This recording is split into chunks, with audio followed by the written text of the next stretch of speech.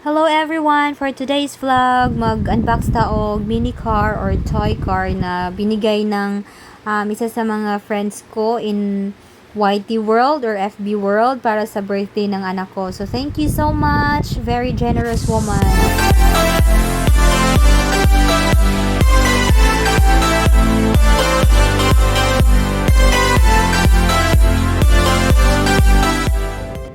Alright guys, so karon naabot ng among orders. Gi-order na mo order di ay kay isa ra man ni.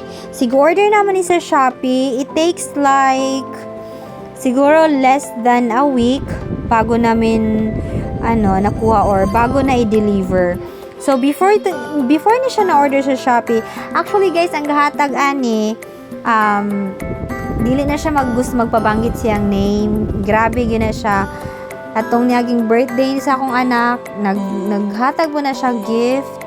Tapos parang atong Pasko naghatag po siya. Grabe gina siya guys. Dili na ako siya i-mention kay mo man na iyang request, pero thank you so much kabalo ko na makakita po gani nga vlog. Thank you so much good sa imuha sis. Now guys, gahatag siya funds kay syempre na wala man good siya diri, di man siya duol namo. So funds iyang gihatag at saka siya ang nag-ingon nga palitan daw namo among anak para pang birthday ba. So naghatag siya amount na equivalent kung magkano ni siya. Na sabi niya palitan daw namo og bigger na toy car kay makita man na siya ni GD nga nay car si GD nay mini car po si GD, pero kwanto manual to siya magsikad-sikad dili kanang di to siya mo tingog ba ayun tay tawag ana di para sa ani na rechargeable na battery mo tingog pag magpadagan ka mo tingog dahil mga music kani siya mas advanced kasi sa niagi agsa din na agsa niagi niyang car, pero hindi pa man pud siya guba. May na lang pud to na aragi parking ra ni JD sa gawa sa among balay. Karon initially nag-order mig Lazada, grabe no, shout out day anang anang Lazada na partner nila Ninja Van. Kay Ninja Van gyud medyo masama among loob anang Ninja Van. Sa una pa sa mga orders nako sa Shopee ba no. So magkwento lang ko diri awal nag-wait tag i-assemble or unsay buhaton pa ni Maki ani kay pag-abutan ni nga car muna na siya i-forma kaagad, so dili siya completely uninstalled, di pang install na nila yung mga gulong, mga other parts. So ang wala pa na-install kanang gihimo ni Maki at saka yung may mga stickers and all muna lang nagihimo. So karon kwento lang nako, every time dati pa pag mag-order ko sa Shopee dati partner nila palagi yung Ninja Van. Di ko alam, every time na mag-order ako, halos Ninja Van, sige. Siguro may sikat ang Ninja Van sa una. Tapos, every time na ako i-order, magpataka na silang tag.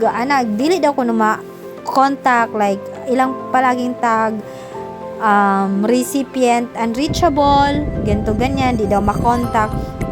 Tapos, paglantar ko, wala dyan walay ni text or ni call man lang.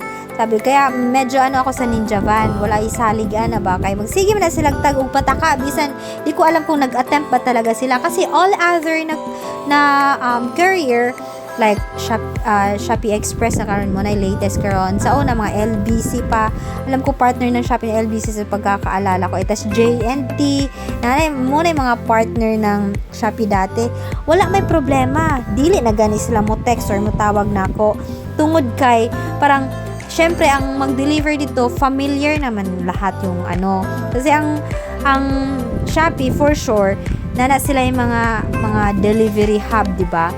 Usually, ang mga naka-assign na mga driver, na pag-abutan ng item dyan sa delivery hub, halimbawa, diri sa Pasig, sila yung mga designated na mga tao nga mo deliver. And usually, familiar na sa mga tao, kung kinsa man ang drivera, familiar na nila yung lugar. Kaya, yan yung nangyayari always for JNT and other delivery na mga agency. So, pero pag Ninja Van, magtaka ko kay wala call, wala text, dili biya bukid hana, biya ta dirig Manila. Dili na ingon og walay signal, mong wala ko kadawat sa text or tawag. Wala jud sila ni attempt og call or text man lang. Tapos maya pagtingin mo ba ang order mo naka out of delivery, so lipay na ka kasi you're expecting your package to be delivered today. Tapos kana bitang mag-order kag online, no? Kung kaya mo siya nakitaan personally, and yung pag-order nimo ba siya online na nakita, excited ka. Pag mulantaw nimo nga, uy, out of delivery na, excited kay ka. Tapos ang ending, pag lantaw nimo nagtagad-tagad kay bis na kay lakawan na kanilakaw kay na delivery eh. Tapos ang ending pala, dili para ma-deliver. Tapos magpatakara sila dito na tag dito na unsuccessful kay dili lagi daw kuno makontak mo na ron. So di-order na mo initially ni sa Lazada, nag-order mi like mga end of August. Pagkakuha na mo pag-receive jud na mo sa fan sa gahatag ani sa ga-sponsor ani, gi-order dayon na mo sa Lazada ni kani exactly the same ani nga toy car. Now, order na mo end of August. Tapos, ang expected delivery date is September 1. Yung time na yon, September 1. Tapos, ang birthday ng anak ko, September 5. So, syempre, order ko kayo, nag-hope ko ba nga sa mismong birthday ng anak ko para naapoy kuan ba, regalo niya mismo. Like, real time na i-regalo. So, ayun, dugay kay naabot. Diyos ko, ginoo ko. Pagkawan, wala naabot. So, okay ra kay September 5 pa man ang birthday. So, nag-give me chance 2, 3, 4, and 5 katong mismong birthday ni GD. Wala rin gihapon. Tapos na ang birthday ni GD. So, sobrang frustrated na jud ko. Sobrang frustrated kay excited jud ko kay na birthday good niya. So, kita ga nagyapon na mag-chance ang Ninja Van. Coordinate naman sa Lazada, in contact with customer service and all. Ang seller pod, sabi ko, ma'am, di na namo nadawaton, ma'am, ug mulagpas pa kay ni ug dugay pa kay ni.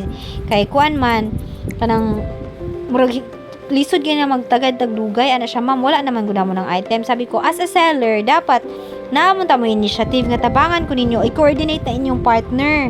Dili ra kay ako, kay gani dugay naman kog istorya ninyo ani nga super late na ni. Tapos sabi, wala man gyapon siya ni tabang. So naghulat mi up until September 8 na naabot ang September 8. Ingon out of delivery daw. So expect me wala pa mi ni order sa Shopee. Sus pagka hapon until hapon wala ra gyapon na deliver, guys. Pagka September 9 tagan ra gyapon na mo chance, wala ra gyapon. So nag-decide na mi pag kinabukasan nag-order na mi og kuan sa Shopee. So tignan mo after like 2 or 3 days lang ata andito na. So super happy na GD pagwan niya. So eto guys, kwento natin to. Natatakot pa kasi yan siya dyan. Una, natatakot pa siya dyan. Pero, after, so, nag-vlog ko, bali, giputol na ako ni kinabukasan na ana,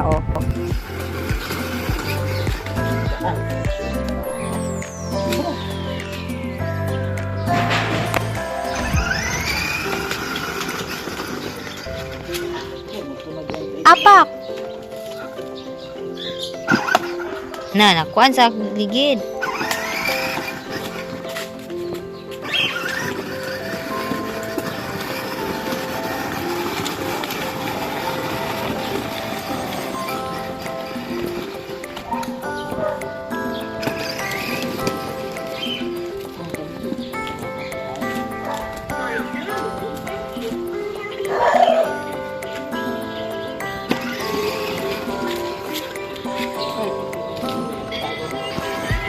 Hala. Apak!